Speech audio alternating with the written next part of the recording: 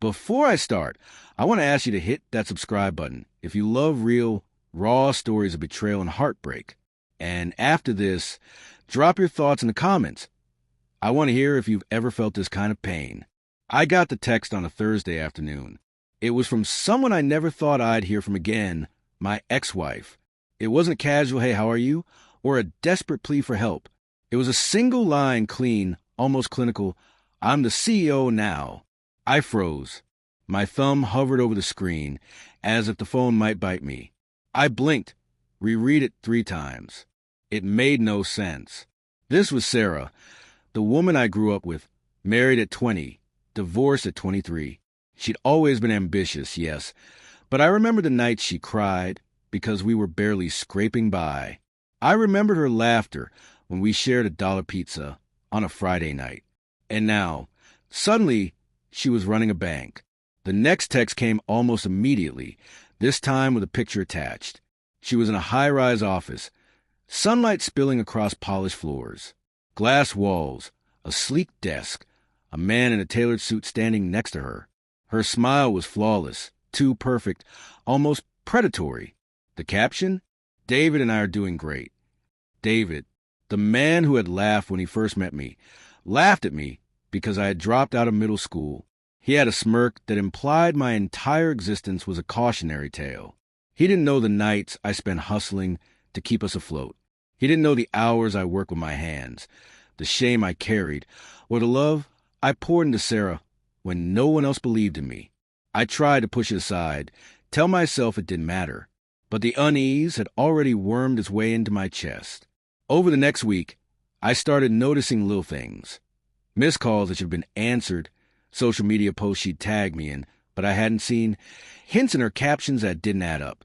It was subtle, almost invisible, but my gut twisted every time I looked at her life online.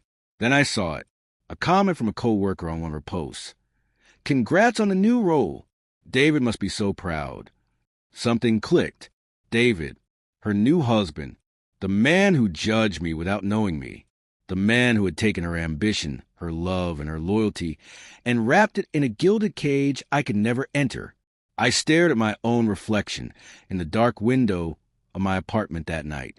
The room smelled faintly of burnt coffee, the rain tapping a rhythm I couldn't follow. I questioned myself. Maybe I had failed. Maybe I had been the problem. My education, my choices, my stubborn refusal to bow to convention. Was that why she left? My heart ached with confusion I couldn't untangle. But then I remembered the little betrayals before the big one.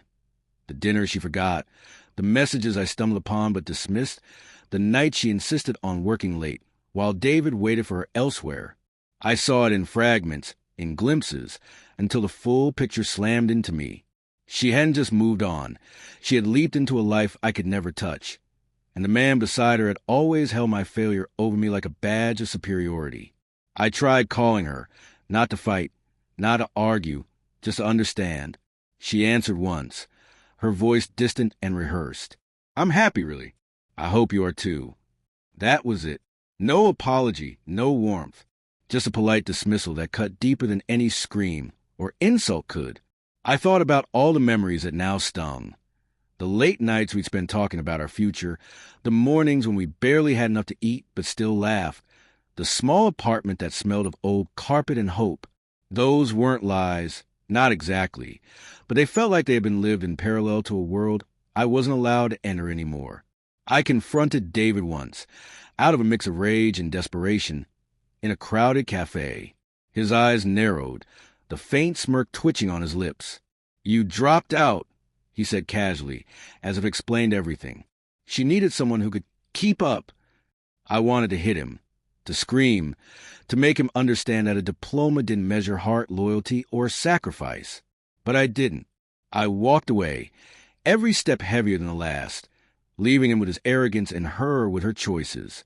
In the end, there was no dramatic showdown, no public revelation, just me, standing alone on a rainy street, realizing that love doesn't always come with fairness.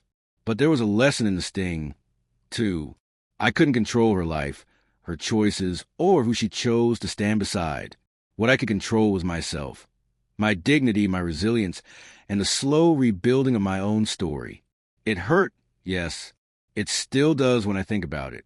But I learned to treasure my own worth, to respect the man I become despite what the world, or David, thinks of me. Some losses carve out space for growth, and this one, as brutal as it was, taught me to rise on my own terms. So, to anyone watching this, heartbreak feels like it will swallow you whole. But there's power in surviving it, in reclaiming yourself piece by piece. And if you've ever been judged for what you lack, let it fuel the life you do create. Now, I want to hear from you. Have you ever faced someone who looked down on you, only to realize your worth later? Comment below and share your story. And don't forget to subscribe for more real, raw stories you won't hear anywhere else.